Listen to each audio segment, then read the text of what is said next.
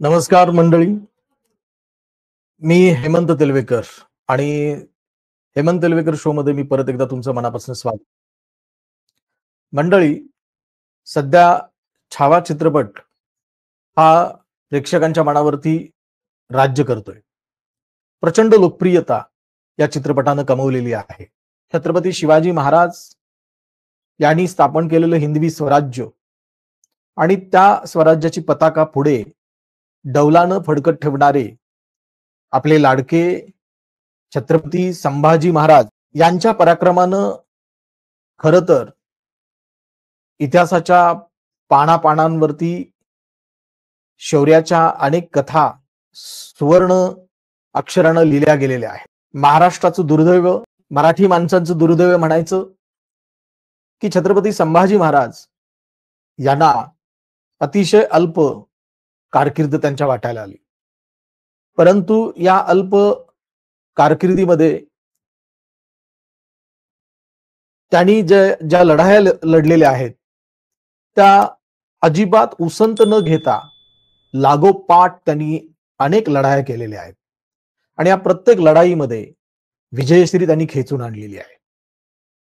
मात्र छत्रपती संभाजीराजे यांच्यासारख्या एका पराक्रमी, शूर, मुत्सुद्दीगिरी असलेला कवी मनाचा लाडका राजपुत्र राजा फंद पितोरीनं औरंगजेब बादशाह यांच्या तावडीमध्ये सापडतो आणि निर्दयी मनाचा मुघल सम्राट औरंगजेब बादशाह हा छत्रपती संभाजीराजे यांचं छळ करून त्यांची हत्या घडवतो.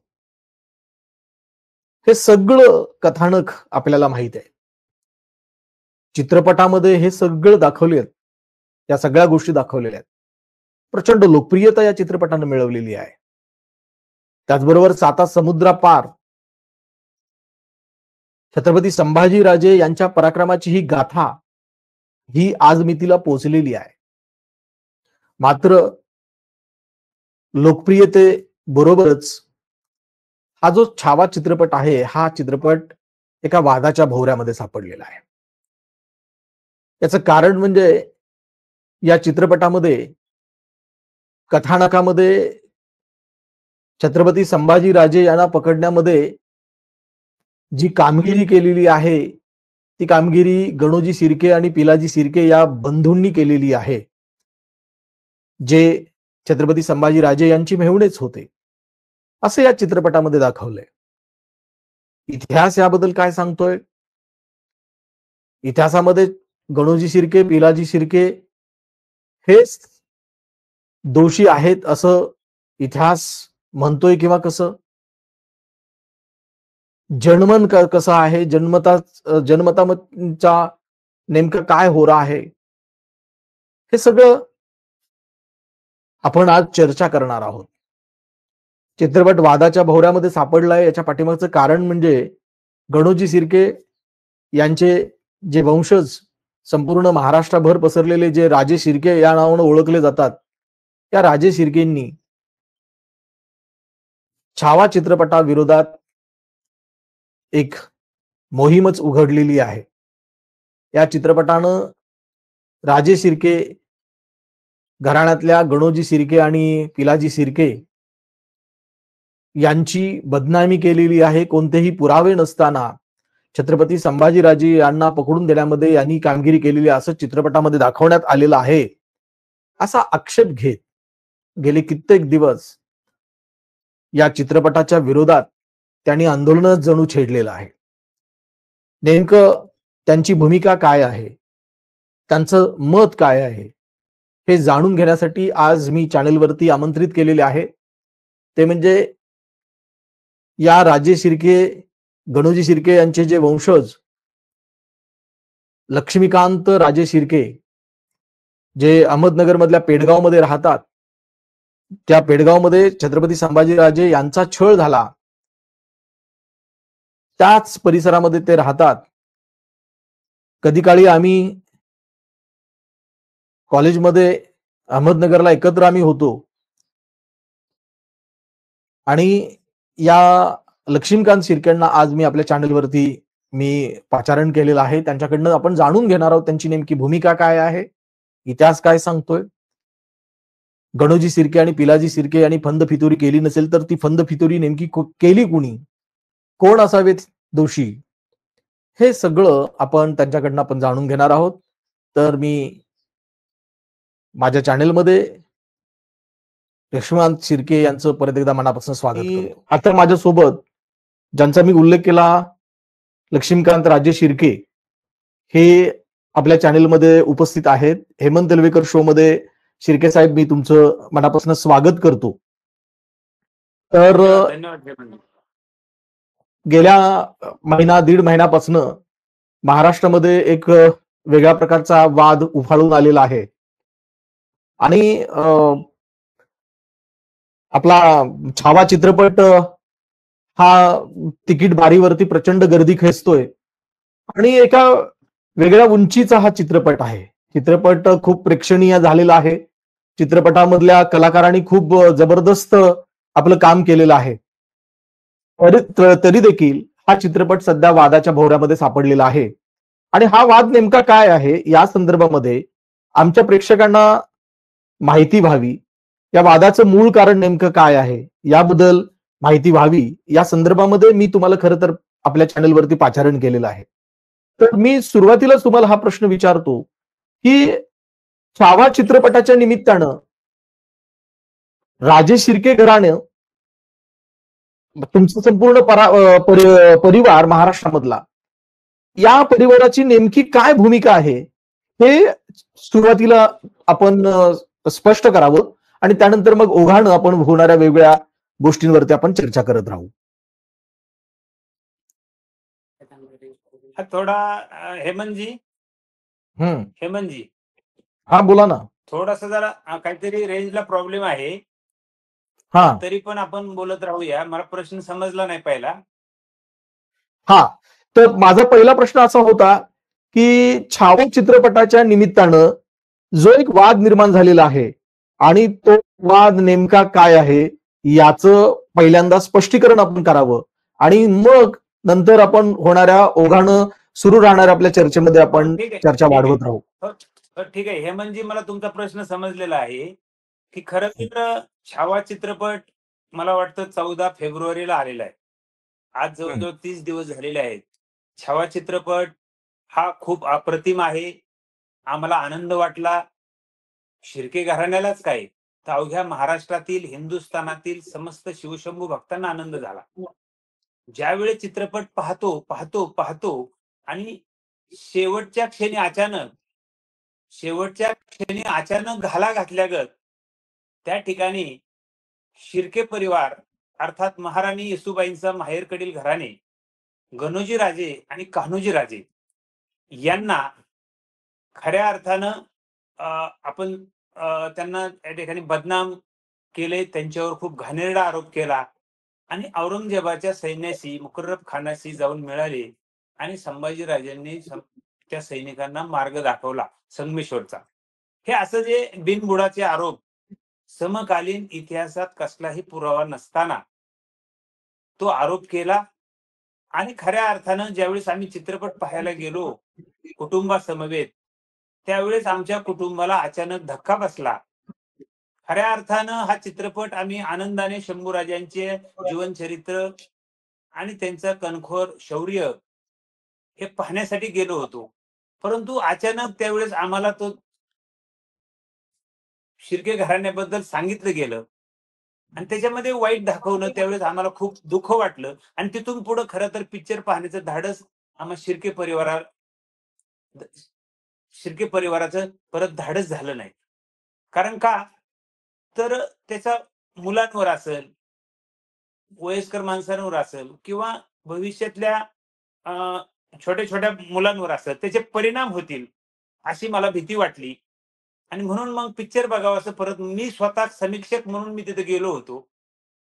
त्यावेळेस मला ते वाईट वाटलं. त्यामुळे मी घरच्यांना नंतर पिक्चर बघण्याचं धाडस परत झालं नाही आणि लहान मुलांना परत दाखवलेलं नाही. खरं तोच वाद आहे मूळ, की कान्होजी आणि गणोजी यांना त्या ठिकाणी बदनाम केलं, कसलाही समकालीन पुरावा नसता. हा, आता गौडोजी आणि कान्होजी शिर्के या घराण्याचे थेट वंशज म्हणून तुम्हाला त्याच्यावरती आक्षेप असणं स्वाभाविक आहे, मी हे समजू शकतो. परंतु चित्रपट हा कलेचा एक आविष्कार आहे. जसं कादंबऱ्यांमध्ये किंवा पुस्तकांमध्ये माझं म्हणणं तुम्ही ऐकताय साहेब? हा हा हा, थोडस तुम्ही काहीतरी प्रॉब्लेम आला होता. हा हा बोला बोला काही ऐकतो. काही प्रॉब्लेम नाही आहे, सगळं व्यवस्थित चालू आहे, सेटिंग वगैरे व्यवस्थित आहे. तर मी असं म्हणत होतो की चित्रपट हा सुद्धा एक कलेचा एक आविष्कार. चित्रपटाला इतिहासाचा दर्जा किंवा इतिहास ज्या पद्धतीनं इतिहासाचं एक साधन म्हणून चित्रपटाकडं न बघता एक कलेचं एक माध्यम म्हणून आपण जर चित्रपटाकडे बघितलं तर फारसा आपल्याला काही प्रॉब्लेम यावा असं मला काही वाटत नाही. परंतु तुमचा याच्यावरती खूप असा गंभीर आक्षेप आहे. याचं कारण काय नेमकं मुळात हे आम्हाला जरा थोडंसं स्पष्ट करून सांगा. नाही नाही, निश्चितच चित्रपट हे कलाकारी म्हणून पाहावं, त्यानंतर ती एक कलाकृती आहे. परंतु ज्यावेळेस ऐतिहासिक चित्रपट बनवले जातात त्यावेळेस ते संशोधित ग्रंथावर अवलंबून असले पाहिजे आणि संशोधन परिपूर्ण झालेल्या घटनांचा क्रम त्या ठिकाणी दाखवला पाहिजे. आणि जे 100% या गोष्टी झालेल्या आहेत, जो असा पुरावा नसेल ना, तर ते त्या ठिकाणी मला असं वाटतं टाळल्या पाहिजे. कारण का आता ऐतिहासिक कलाकृती ही खूप एक आपण त्याला म्हणूया की त्याचा भावी पिढींवर, इतिहासावर परिणाम करणारी असते. कारण का तर ऐतिहासिक कलाकृती ही बखरींवर ज्या काल्पनिक कादंबऱ्या निर्माण झाल्या, काल्पनिक कादंबऱ्या निर्माण झाल्यानंतर त्या ठिकाणी त्या कादंबऱ्याचाच वापर करून जर चित्रपट निर्माण होत असतील तर कादंबरीत तुम्हाला तर माहित आहे की कादंबरी ही काल्पनिकच असते, संशोधित ऐतिहासिक काही दस्तावेज नसते, नव्हे. ऐतिहासिक बरोबर, दस्तावेज नाहीये तो. आणि अगदी संदर्भ बरोबर आहे. ग्रंथ वगैरे त्याला वापरलेलेच नसतात. बरोबर. आणि जरी वापरले असले तरी त्या काही घटनांसाठी वापरलेले असतात नॉर्मली. परंतु पण हा आमच्या घराण्यावर, समस्त महाराष्ट्रातील शिर्के परिवारावर, राजे शिर्के परिवारावर खऱ्या अर्थानं हा एक बदनामीचा कलंक अनेक दिवसापासून हा छावा कादंबरीच्या माध्यमातून लागला आणि बखरीमध्ये त्याचा अगोदर उल्लेख सापडतो. पण बखरीत जर रागाच्या द्वेषातून लिहिल्या गेलेल्या आहेत. संभाजी महाराजांच्या पूर्वजांना संभाजी महाराजांचे जे प्रमुख जी कारभारी मंडळी होती त्या काळामध्ये मल्हारराव चिटणीसांनी 122 वर्षांनी 122 वर्षानंतर बखर लिहिलेली. 122 म्हणजे वर्षानंतर 122 वर्षानं म्हणजे संभाजी महाराजांच्या जो घटना झाली, वध झाला संभाजी महाराजांचं जे बलिदान झालं, त्याच्यानंतर 122 वर्षांनी लिहिली आणि त्यांच्यातील नातवानी पंतूनी लिहिलेली. बरं. म्हणजे ज्यांना संभाजी महाराजांनी हत्तीच्या पायाखाली दिलं त्यांच्या वंशजांनी लिहिलेली, म्हणून ती रागाच्या द्वेषात लिहिलेली. त्याच्यामध्ये शिर्के परिवारच काय तर संभाजी महाराजांना सुद्धा त्या ठिकाणी कलंकित केलेले, त्यांची बदनामी केलेली, त्यांना अत्यंत हीन भाषेमध्ये तिथं लिहिलेलं आहे. त्याच्यामुळे शिर्के तर फार दूर आहे. शिर्के तर ते छत्रपतींचे नातेवाईक आहेत, जावई आहेत, मेहुणे आहेत, त्यांची येसुबाईंचं माहेर आहे. हा भाग नंतर आहे. परंतु त्याची संभाजी महाराजांना, शिवाजी महाराजांना, महाराणी सोयराबाई असतील, त्याच्यानंतर अनेक मराठ्यांमध्ये मधली जी प्रमुख पात्र आहेत त्यांना अनेकांना त्या ठिकाणी बदनाम केलेले. पण त्याच्या पलीकडे शिर्क्यांना तर बदनाम केलं. तेवढे पुरते शिर्के बदनाम करण्यापुरतेच आपल्याला दिसतात का? तर शिर्के घराण्याचा हजारो वर्षापासूनचा इतिहास आहे पूर्वीचा जर आपण काढला तर. पराक्रमी ज्वाज्वल्य इतिहास आहे. छत्रपती शिवरायांच्या काळानंतर पण छत्रपती शिवाजी महाराजांसह संभाजी महाराज, त्यांचे सुपुत्र थोरले शाहू महाराज यांना सुद्धा शिर्क्यांच्या मुली दिलेल्या आहेत. म्हणजे असं अतूट गोड नातं असताना छत्रपती संभाजी महाराजांना शिर्क्यांनी पकडून दिलं. हा मात्र आता मात्र हे महाराष्ट्रातली जनता काय पण अवघ्या हिंदुस्थानची जनता सुद्धा हे खपवून घेत नाहीये. कारण हा बनावट इतिहास आहे कारण का आता हं. आपण इतके भक्कम पुरावे आपण या ठिकाणी आपल्यापाशी आहेत दाखवायला, हां. भरपूर पुरावे. तर त्यानुसार आपण कायदेशीर लढाई केलेली आहे आता चालू. बरं. हं, हं. उतेकर असतील, आता चित्रपट टीम असेल, त्यांच्यावर आपण कायदेशीर लढाई सुरू केलेली आहे. छावा चित्रपटाच्या निमित्तानं आपल्या महाराष्ट्रामध्ये दोन्ही पद्धतीनं, दोन्ही बाजूनं बोलणारी लोकं, इतिहास संशोधक मंडळी सुद्धा उभा राहिली. त्यांनी आपलं मनोगत व्यक्त करायला सुरुवात झाली. एक मतप्रवाह असा निर्माण झाला, जर गणोजी शिर्के, कान्होजी शिर्के जर नसतील तर कुणी अ, नेमका काय फंद फितुरी केली. आणि दुसरा जो मतप्रवाह निर्माण झाला तर तो मतप्रवाह असा सांगत होता की शिर्केनीच केली. तर या पार्श्वभूमीवरती हा चित्रपट ज्या कादंबरीवरती निर्माण झालाय ती शिवाजी सावंत लिखित छावा कादंबरी. या छावा कादंबरीचं निर्माण झाल्यानंतर मला वाटतंय छावा लिहून पण खूप वर्ष झालेली आहेत. या दरम्यान छावा कादंबरीला शिर्क्यांनी कधी विरोध केलाय किंवा काय तशा पद्धतीच्या काही गोष्टी घडलेल्या आहेत का? नाही, नाही, महत्वाचा प्रश्न आहे सध्या. कारण तर हा, लोकांचं म्हणणं आहे अचानकच वंशज हे घराणे जागे कसे झाले. बरोबर. हा, तर बरोबर. खरं तर म्हणायचंय ना, हम्म, मुळातच हम्म. 5 वर्षापूर्वी मला वाटतं कोरोनाच्या काळाच्या अगोदर नुकताच त्या अगदी. ठिकाणी हम्म, अमोल कोल्हे साहेब हम्म, यांची जी मालिका सुरू झाली होती, सीरियल, हम्म, हम्म, आणि प्रतापजी गंगावणे त्याचे लेखक हम्म. होते. ते दोन्हीही आमच्याशी समन्वय साधून होते. हम्म. बरोबर. परंतु बरोबर. हम्म, समन्वय साधत असताना त्यांनी आम्हाला अनेक गोष्टी संबंध विचारल्या आणि अनेक गोष्टी पद्धतीने त्यांनी आमचं समन्वय साधून दाखवलेलं आहे बरंचसं. त्याच्यामध्ये एवढं दाखवलेलं नाही. फक्त हम्म, बोलणं झालं वगैरे दाखवलेलं आहे. हम्म, हम्म, हम्म, परंतु त्यांच्यावर सुद्धा आमचा आरोप आहे, की हम्म, मुळातच संशयाच्या भोवऱ्यात सुद्धा टाकणं चुकीचं आहे. हम्म, संशय निर्माण होईल असं वातावरण त्या मालिकेमध्ये दाखवलं. परंतु संभाजी महाराजांना थेट रस्ता दाखवलं, पकडून दिलं. उलट तुम्ही मालिकेत पहा, गणोजी राजेंनाच मुकर्रब खानाने अटक केलेली नंतर. म्हणजे का तर गणोजी राजेंना वाटलं, "अरे तुम्ही तर आमच्या संभाजी मेहुण्यांना राजांना पकडायला चाललेत तुम्ही. हा प्लॅन मला माहीत नव्हता अगोदर. आपण तर वेगळे विषय घेऊन चाललेलो होतो. तुम्ही तर वेगळा अचानक डाव टाकलेला आहे." म्हणजे तिथं गणोजी राजेंना त्या ठिकाणी अंधारात ठेवलेले आहे, अंधारात. आणि अंधारात तो कार्यक्रम झालेला आहे. हा भाग वेगळा आहे. पण बरोबर. मालिकेमध्ये सुद्धा आमच्याशी समन्वय साधला होता. अमोल कोल्हे हा. साहेबांसह लेखक प्रताप गंगावणे साहेबांनी माझ्याशी संपर्क साधलेला होता आणि अशा पद्धतीनं त्यांचं माझ्याकडून ऐतिहासिक माहिती उपलब्ध करून घेतली. ती माहिती शिर्के घराण्याने संभाजीराजांना सोडवण्यासाठी अलौकिक कसा प्रयत्न केला 1689 नंतर. त्याचे सुद्धा सर्व इतिहास मी दिलेला आहे त्यांना. परंतु तुम्ही म्हणता, की 1980 ला तर माझा जन्म झालेला आहे 79 ला. म्हणजे बरोबर. ज्यावेळेस कादंबरी निर्माण झाली, हा, पहिली आवृत्ती मला वाटते 75 ला लिहायला घेतलं असावं आणि मला वाटतं 80 च्या दरम्यान काहीतरी आवृत्ती आली. ती 80 ला आवृत्ती आलेली. 80 ला तर आमचा जन्म झाला होता आणि वडील सुद्धा आमचे आणि पूर्वज सुद्धा वडील, आजोबा, पणजोबा कोण असतील समजा, ते सुद्धा व्यस्त होते जीवन जगण्यामध्ये. इतका सुशिक्षित त्या काळामध्ये म्हणजे परिवार किंवा संबंध गावामध्ये सुद्धा जिल्ह्यामध्ये बळंच एखादं पुस्तक वाचायला भेटायचं कादंबरीसारखं.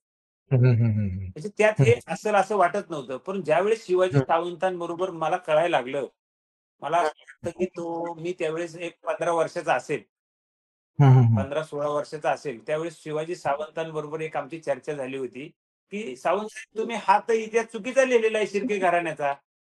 त्यावेळेस त्यांनी एक हास्यास्पद उत्तर दिलं होतं. आपली रेंज कट होती मला वाटते. काय व्यत्यय येत नाही ना? नाही नाही, मला काही व्यत्यय नाहीये, काय अडचण नाहीये, हां. व्यवस्थित चालू आहे. बरं. म्हणजे थोडक्यामध्ये मला त्यावेळेस एक हास्यास्पद उत्तर काय दिलं शिवाजी सावंतांनी, की "आम्ही कादंबरी लिहिताना कसा इतिहास खरा आहे की खोटा आहे, कुणी फंद केली, कुणी फितुरी केली काही माहीत नाही. आम्ही कादंबरी काल्पनिक लिहितो आणि त्याचा व्यवसाय म्हणून वापर करतो आणि आम्ही पैसे कमवण्याचा धंदा करतो." असं स्पष्ट उदाहरण आणि स्पष्ट आमच्यापुढे बोललेले आहे. आता त्यावेळेस काही रेकॉर्ड नव्हतं आमच्यापाशी करायला. म्हणजे हम्म. तो एक सोशल मीडिया ज्यावेळेस आता प्रगल्भ झालेला आहे त्यापूर्वीची सांगतोय मी हा सोशल हा मीडियामध्ये गेले 20 वर्षापासून आहे. बरोबर. सोशल मीडियात हम्म. 20 वर्षापासून आहे, परंतु त्यापूर्वीची घटना मी सांगतोय. म्हणजे व्यवसाय त्यांनी फक्त धंदा बघितला. भविष्यात कुणाच्या कुटुंबावर अन्याय होईल, कुणाच्या कुटुंबाला त्रास होईल ह्याचा कधीही त्यांनी विचार केला नसला. हम्म. म्हणून अचानक जागे झालो असं म्हणता येणार नाहीये. हम्म. प्रेक्षकांना असेल, शिवशंभू भक्तांना असेल, हा पडलेला मोठा प्रश्न आहे, की शिर्के घराणं अचानकच जागं कसं झालं?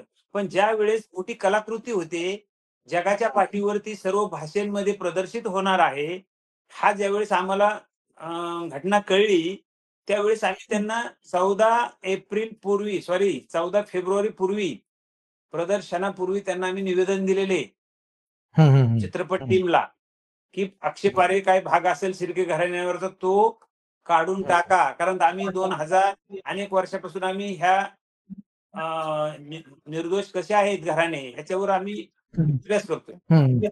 हम्म. आम्ही मला तेच तुम्हाला लोकांचं विचारायचं होतं. म्हणजे म्हणून आम्ही आत्ता आवाज उठवला, ही वेळ आली आवाज उठवण्याची.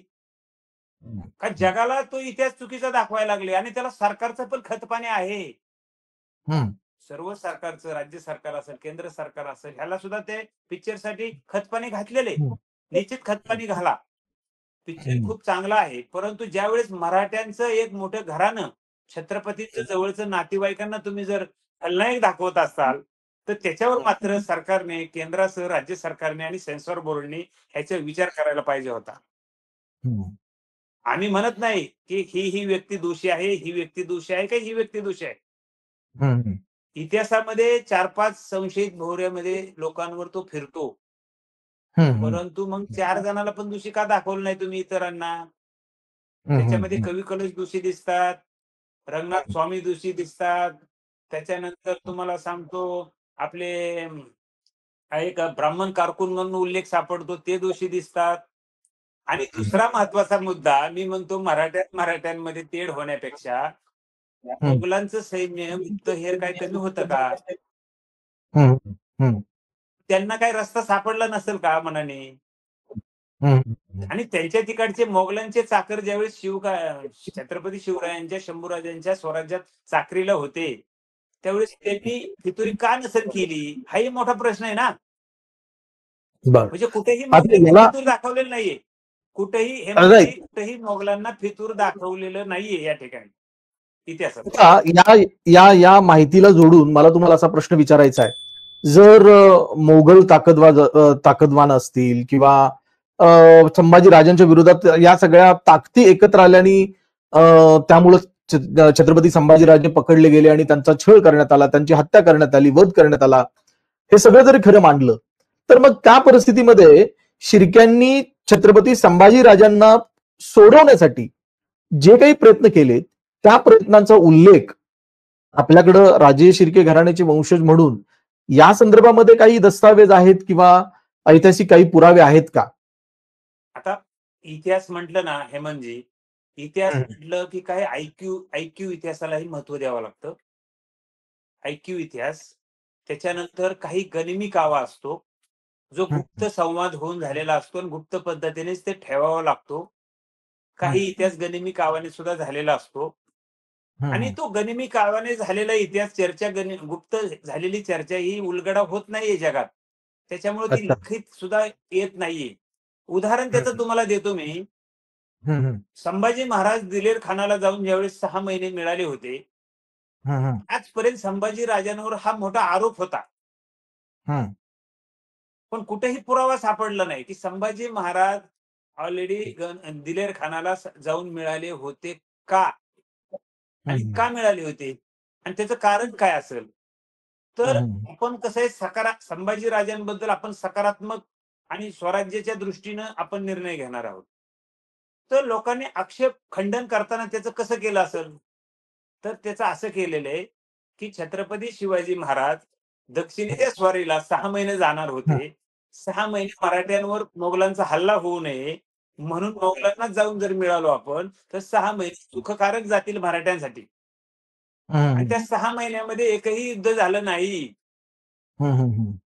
आणि मग त्याचा परिणाम ते संभाजी महाराज 6 महिने बहादूरगडावरच होते. म्हणजे आत्ताच्या हा धर्मवीर हा हा 6 महिने होते. हा हा त्याचा सुद्धा मालिकेमध्ये उल्लेख केला. त्यावेळेस मला ज्यावेळेस लेखकांचे फोन यायचे त्यावेळेस मी सांगितलं त्या हम्म, पद्धतीनं, तर त्यांना ते पटलं. हम्म, एक हम्म, समिती असते त्यांची, एक इतिहास संशोधक, मार्गदर्शक, त्याच्यामध्ये त्यांना ते पटलं, हे बरोबर आहे. हम्म, म्हणून तुम्ही म्हणताय की संभाजीराजेंना शिर्के घराण्याने अथवा मराठा सरदारांनी अथवा अन्य इतर मराठ्यांच्या सैनिकांनी हम्म, प्रयत्न केले का नाही? तर खरंच सर्वांनी प्रयत्न केले होते. परंतु 15 लाखाचं सैन्य, हम्म, सॉरी 8 लाख सैन्य होतं त्यांचं. हत्ती, घोडे, उंट, लवाजमा सगळं 8 लाखाचा असताना 15 किलोमीटरच्या सर्कलमध्ये पूर्णपणे सुरक्षा असताना मराठ्यांची तिथं हिंमत होत नव्हती. आणि हम्म, ज्या मराठ्यांनी प्रयत्न केला संभाजीराजांना सोडवण्यासाठी, त्यांच्या कत्तली झाल्यात. महाराणी हम्म, येसूबाई आणि संभाजी महाराजांचा शेवटपर्यंत पत्रव्यवहार होतोय. हे पत्रव्यवहार सुद्धा पुरावे आहेत. बहादूरगडामध्ये म्हणजे धर्मवीर गडामध्ये ज्यावेळेस कैद करून आणलं 15 दिवस, त्यावेळेस सुद्धा शिवाजी महाराजांचे मेसेज आणि येसूबाईंचे मेसेज एकमेकाला जात होते. हम्म, परंतु संभाजी महाराज जायबंदी केले होते, डोळे आणि जीभ काढली होती. त्यामुळं जास्त प्रमाणामध्ये त्यांचा संभाषण किंवा एकमेकाला देता आलं नाही. पखाल्याच्या वेषांतरात संभाजीराजांना वाचवण्याचा प्रयत्न केलेला आहे. कोण कुंभार गाडगी मडकी विकण्याच्या व्यवसायात आले म्हणून काही लोकांनी कुंभाराचा वेश धारण केलेला आहे. कोणती मंडळी, काही लोकांचं त्या काळात आडनाव पण बदललेले आहे बऱ्याच लोकांचं. तुम्हाला सांगतो, काही लोकांचं शिर्के घराण्याचं आडनाव हे त्या काळामध्ये रिकामे झालं होतं, रिकामे. काही लोकांचं पडवळ रिकामे. झालेलं आहे. काही बरं. लोकांचं थिटे झालेले हम्म, आहे. काही लोकांचं चिवले झालेले आहे. काही लोकांचं पापड झालेले आहे.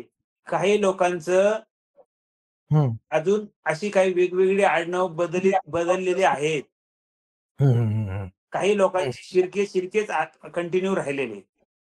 हम्म, म्हणजे ते त्यांना आडनाव बदलाव का लागलं, तर संबंधित वेषांतर करून गेले किंवा पकडल्यानंतर आम्ही शिर्के नाहीत, आम्ही असंच आलेलो आहे सहज, किंवा आम्ही हे माणसं नाहीत, आम्ही पडवळीच्या झाडाखाली होतो म्हणून पडवळ, आम्ही रिकाम टेकडे आहोत, आम्हाला काहीच काम नाही, आम्ही सहज पाहतोय इथं संभाजीराजांना आणले वाटतं पकडून म्हणून आम्ही पाहायला आलोय. रयतेवर दबाव पडावा म्हणून औरंगजेबाने त्या पद्धतीने धिंड काढली होती. तो संगमेश्वर पासून पेडगाव मध्ये सुद्धा बहादूरगड परिसरात ही धिंड काढलेली. त्यावेळेस ज्यावेळेस जमिनी काढणी लोक येत होती पकडली जात होती. भरपूर प्रयत्न केलेला आहे. आणि मालिकेमध्ये पण बघा, संभाजी महाराजांचे मेहुणे थोरले म्हणजे गणोजी, वाघोजी, देवजी आणि संभाजी आणि धाकटी बहीण येसूबाई होती. 4 भाऊ आहेत ते 4.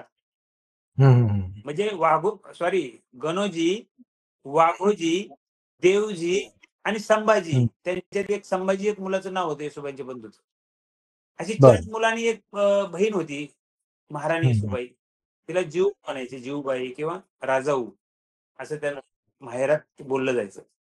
आणि मग ते मालिकेमध्ये तसं सांगितलंय, की भरपूर प्रमाणात ह्यांनी प्रयत्न केलाय सोडवण्यासाठी शिर्के परिवारात. परंतु राजांचंच जर बलिदान होते, राजेच वाचत नसतील, तर लोक जिथले तिथेच लोक राहिली. शृंगारपुरात आज एकही शिर्के नाहीये. शृंगारपूर जे मूळ राजधानी आहे शिर्क्यांची, बाईंचं माहेर, संगमेश्वर जवळ. राजधानी, एकही शिर्के घराणं नाहीये त्या ठिकाणी. अच्छा. एकही मूळ मूळ मूळ मूळ मूळ रक्तामधली, मूळ अच्छा. मधली एकही मला लोक जर तुम्हाला मला तुम्हाला इथं मध्येच एक थांबवायचा आणि एक प्रश्न मला विचारायचा आहे. खरं तर हा प्रश्न खूप वेळा तुम्हाला विचारला गेलेला आहे. अनेक मुलाखतकारांनी याच्याबद्दल विचारलं गेलेलं आहे की राजे शिर्केंनी जर मदत केली नाही मुघलांना आणि राजे शिर्केंनी खरं तर छत्रपती संभाजी राजेंना सोडवण्यासाठी प्रयत्न केला, हे जरी खरं मानलं तरी राजे शिर्केंना पुढच्या कालावधीमध्ये वतन मिळालं किंवा कसं, या संदर्भामधल्या ज्या प्रकारचे प्रश्न आपल्यासमोर उभा राहतात, या प्रश्नांची उत्तरं तुमच्याकडे काय आहे? महत्वाचा प्रश्न आहे हा. खरं तर वतन वगैरे काही मिळालेलं नाहीये. दाभोळचं वतन हे खंडोबाला बल्लाला मिळालेलं आहे.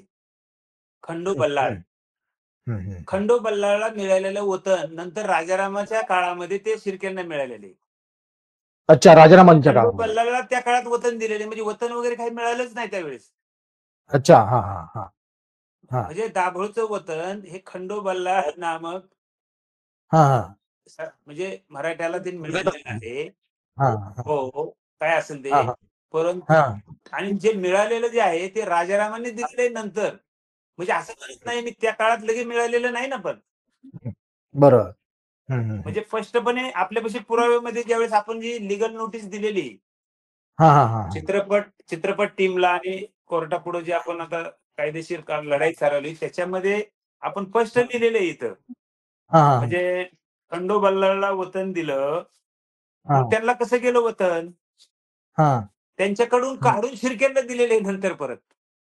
अच्छा. असं हं, हं. हं. म्हणजे डायरेक्ट संभाजी महाराजांच्या हां, हां, मृत्यूनंतर हां. मिळालेलं नाहीये. पण एक उल्लेख मात्र असा असाही म्हणजे आपण त्याच्यावरती विचार करायला पाहिजे की छत्रपती राजाराम महाराजांच्या संघर्षाच्या काळामध्ये मात्र शिर्के घराणं राजाराम महाराजांच्या बरोबर होतं. या संदर्भामध्ये देखील थोडी आपल्याला माहिती मिळते. थोडी म्हणण्यापेक्षा खूप सारी माहिती मिळते. राजारामांच्या कालावधीमध्ये शिर्केंमध्ये जो बदल आपल्याला दिसतो तो कसा? नाही तो म्हणजे बघा, छत्रपती शिवाजी महाराज असतील, संभाजी महाराज असतील किंवा शाहू हं, महाराज असतील किंवा नंतरची जी काही पिढी असेल वंशावळीनुसार, जी काही हं, राज्यकारभार सर्वांना मदत शिर्क्यांची झालेली आहे. हं, हं, हं, हं. म्हणजे मदत कधी बंद नाही. जर सुहीर संबंध होत हं. असतील, तर मदतीशिवाय सुहीर संबंध होतील का? अगदी म्हणून बरोबर. सुहीर संबंध झालेले दिसतात. हां, हां, हां. संभाजी महाराजांच्या मृत्यूनंतर त्यांच्या मुलांना पण मुलगी शिर्केंची दिलेली. हं, हं, हं. त्याच्यानंतरही भरपूर सुरिकी झालेल्या आहेत. त्याच्या सुरिकीचे सुद्धा आपल्यापाशी डिटेल आहेत. 15 सुरिकी दिसतात सगळ्या 10, 12, 13.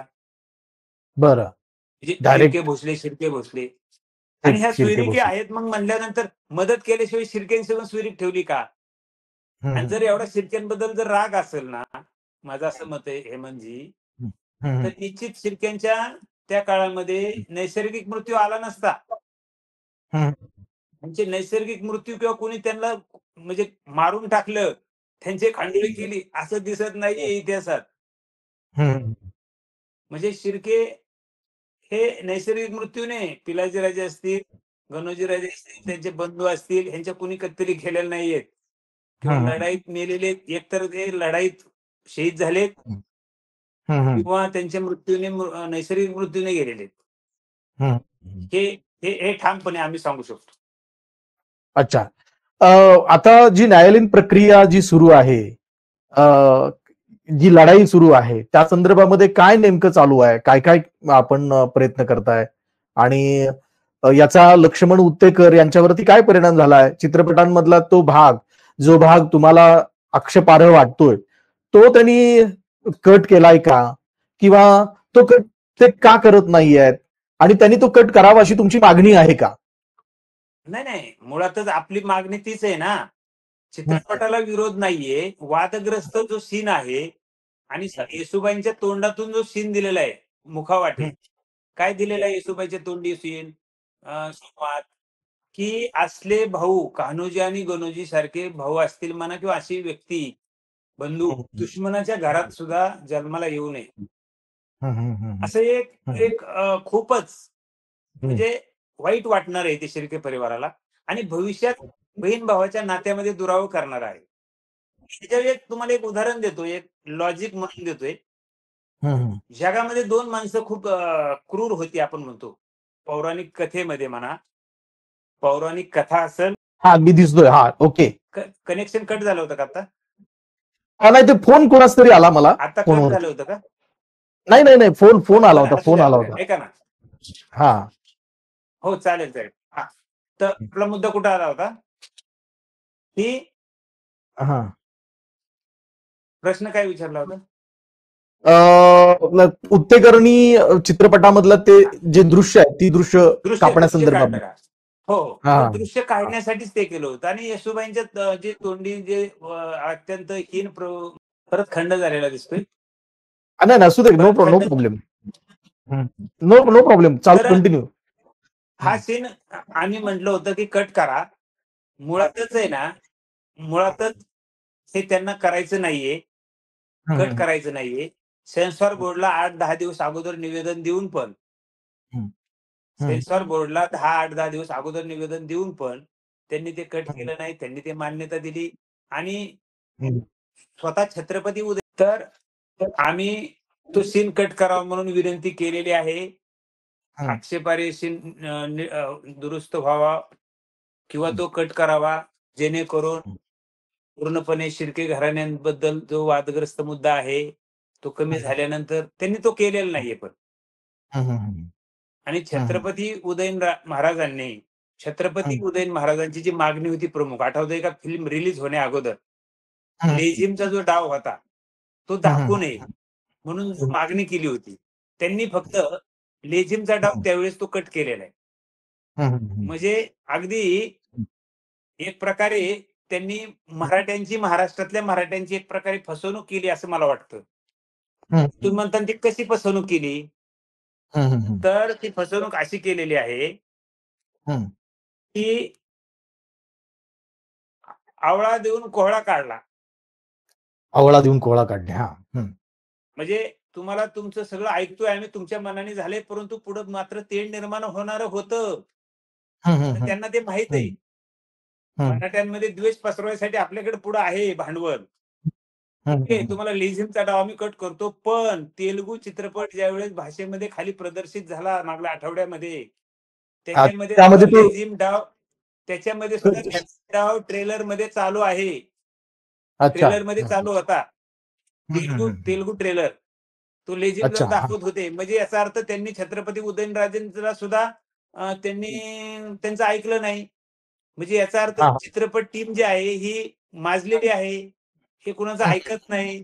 त्यांना कुणाचं तरी सरकारचं भरपूर पाठबळ आहे. महाराष्ट्रामध्ये तेढ लुटवा आणि महाराष्ट्रामध्ये पैसा कमवा बक्कळ आणि आपली घरं भरा. इतिहास कलंकित करून टाका. अशा पद्धतीचं हे आधीवर प्लॅनिंग झालेलं असावं असं मला वाटतंय. अच्छा, ठीक आहे. म्हणजे टीम बरोबर, म्हणजे चित्रपटाच्या टीम बरोबर सरकार देखील आता गुन्हेगाराच्या पिंजऱ्यामध्ये आहे असं तुमच्या बोलण्यावरनं दिसतं. सेन्सॉर बोर्ड मुळात त्यांचं आहे. सरकारचं कामच ते. सेन्सॉर बोर्डचं कामच ते आहे की आक्षेपार्ह काय आहे का, मराठ्यांना काय दुखवलं असं आहे का, मराठ्यांचं काय खोटं काय दाखवतोय का आपण. आणि महाराष्ट्रामध्ये निवळ मराठ्यांचंच स्वराज्य होतं असं नाहीये. 18 पगड जात सर्व धर्मीय लोक छत्रपती शिवाजी महाराजांच्या स्वराज्यात होते, परंतु त्याच्यामध्ये प्रमाण त्यांचे नातेवाईक पण होते, सगळे होते. म्हणून त्यांना काय आपण ज्यादा त्यांना सगळं हात द्यावा त्यांच्या इतिहासाला असं नाहीये. परंतु त्या ठिकाणी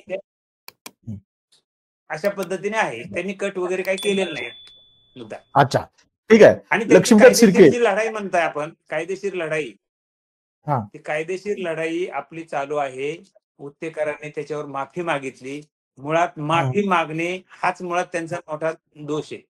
तिथंच ते त्या ठिकाणी दोषी ठरतात. अच्छा, मुळात माफी मागितली त्यांनी आणि त्यांनी सांगितलं की तुमचं शिर्के आडनाव घेतलेलं नाही. मग तुम्ही कान्होजी आणि गणोजी हे कोण आहेत? मुकर्रब खानाचे भाऊ आहेत का? त्यांनी ते खुलासा द्यावा आम्हाला. येसुबाईंचे बंधू नाहीत का ते? मग जर आम्हाला पण बरं आहे ना, त्यांनी सांगावं ते कान्होजी आणि गणोजी त्यांचं आडनाव काहीतरी शेख होतं. असं शक्य आहे का? म्हणजे एखाद्या पोरगळ बारगळ माणसाला लहान पोराला उत्तर दिल्यागत दिले माफी मागून की आम्ही तुमचं नाव वगैरे घेतलेलं नाही, काय नाही. आपण कान्होजी आणि गणोजी हे उभे तुम्ही स्पष्टपणे येसुबाईंचे बंधू दाखवता आणि तुम्ही परत म्हणता की हे आम्ही आडनाव घेतलं नाही, हे तुमची लोक नाहीत. याचाच अर्थ लक्ष्मण उत्तेकर यांचा हा नैतिक पराभव या ठिकाणी दिसतोय. शिर्के साहेब, आपल्या बरोबर अशा अनेक प्रश्नांवरती आपल्याला चर्चा करायची आहे. अनेक प्रश्न आहेत अजूनही. मला असं वाटतं की आजची आपली जी मुलाखत आहे हा केवळ एक एका मोठ्या चर्चेचा एक छोटासा अंश असेल असं मला वाटतं. मला असं आपल्याला वाटतं हेमंतजी, ऐका, आपल्याला पुढे देखील चर्चा चालू ठेवायची आहे, परंतु टेक्निकल प्रॉब्लेममुळे आपल्याला चर्चा इतर जरा थांबवावी लागते. आपल्याला या पुढची चर्चा आपल्याला आपण उद्या परत आपण करूया असं मला वाटतं, कारण थोडंसं टेक्निकल प्रॉब्लेम काहीतरी सारखा निर्माण व्हायला लागलेला आहे. काय त्यामुळे आपण काय चर्चा हरकत इथं नाही थांबवूया. परंतु उद्या हेमंतजी हम्म, एकदा ऐका की तुम्ही चर्चा जी केली आणि तुम्हाला जे समीक्षक म्हणून, तुम्हाला जे प्रेक्षक म्हणून, तुम्हाला जे एक शंभू भक्त म्हणून, तुम्हाला एक पत्रकार म्हणून तुम्हाला जे प्रश्न पडलेले आहेत ना, ते प्रश्न जगाला पडलेले आहेत. आणि त्या बरोबर आहे. प्रश्नाचं खरंच मला उत्तर देणं आनंद वाटतोय. कारण का, तर ती एकाचे समाधान नाही होणार. ती पूर्ण समाजाचं समाधान होणार आहे. त्याच्यामुळं मी तुमच्या प्रश्नाची अजून कोणतेही प्रश्न विचारा, मी त्याला अगदी सरळ आणि पुराव्यानिशी मी उत्तर देईन. असं काही अच्छा. नाहीये. ओके, धन्यवाद. आपण उद्या परत भेटूया. आपल्याला बऱ्याचशा गोष्टींवरती बोलायचं आहे. विशेषतः बहादूरगडापासून आपण त्याचं नवनिर्मिती आपण केली म्हणूया आपण, किंवा त्याचं नामकरण आपण केलं धर्मवीर गड. तर या संदर्भामधलं तुमचं जे कॉन्ट्रीब्युशन आहे, त्याचबरोबर तुम्ही जी शंभू सेना जी स्थापन केली होती आणि त्या शंभू सेना माझ्या माहितीप्रमाणे बरोबर असेल तर, शंभूशेना, आणि बरोबर, त्या बरोबर. सेनेचं बरोबर या सेनेमार्फत तुम्ही जे काम उभा केले महाराष्ट्रामध्ये, खरं तर छावा चित्रपटाच्या निर्मितीच्या आधीपासूनच हे सगळं काम तुमचं महाराष्ट्रामध्ये सुरू होतं. या सगळ्याबद्दल आमच्या प्रेक्षकांना अवगत करायला मला आवडेल. परंतु आता आपण या क्षणाला आपण थोडासा ब्रेक घेऊया. याचं कारण टेक्निकल प्रॉब्लेम क्रिएट झालेला आहे. शेवटचं एक सांगतो हा. की शिर्के परिवाराने आम्ही वंशज मंडळी आणि महाराष्ट्रातले शिर्के परिवारातले प्रतिनिधी अशी आम्ही एक कोर कमिटी तयार केलेली आहे. त्या कोर कमिटीच्या माध्यमातून असे निर्णय आम्ही घेत असतो. ती कोर कमिटी अगदी लीगल ऍडवायझर घेऊन आणि चांगल्या महत्वाचे तज्ञांना विचारात घेऊन हे मुद्दे घेतोय. छत्रपती उदयनराजे संघ आपलं त्या दिवशी बोलणं झालं. त्यांनी त्यानंतर पत्रकार परिषद घेतली. त्यानंतर निंबाळकर घराणे आहेत, संभाजीराजांचे आजोळ रघुनाथराजे नाईक निंबाळकर असतील, त्याच्यानंतर नागपूरचे असतील मुधोजीराजे भोसले, त्याच्यानंतर तंजावरचे शिवाजीराजे भोसले असतील, अखे सर्व महाराष्ट्रातली जेवढी सरदार घराणे आहेत, राजघराणे आहेत, त्या सर्व घराण्यांचं एकच म्हणणं आहे की हा इतिहास शिर्के घराण्याला बदनाम करणारा, हा चुकीचा दाखवलेला आहे. त्यामुळं भविष्यात येणाऱ्या ह्या कलाकृती ह्या सुधारून आल्या पाहिजेत आणि पोवाडे सुद्धा निर्माण झाले नाही पाहिजे चुकीचे, लेखन झालं नाही पाहिजे, महानाट्य निर्माण झाली नाही पाहिजे, कादंबऱ्या निर्माण नाही झाल्या पाहिजे. आणि खऱ्या अर्थानं तुम्हाला दोषी कोण दाखवायचंय आम्हाला माहित नाही आणि कोण दोषी आहे. परंतु शिर्के घराणे ह्यात 100% निर्दोष आहे हे आम्हाला सांगू इच्छितो आम्ही. बस. धन्यवाद साहेब. हा भाग आपण आता इथंच थांबूया. धन्यवाद. पुन्हा एकदा भेटूया.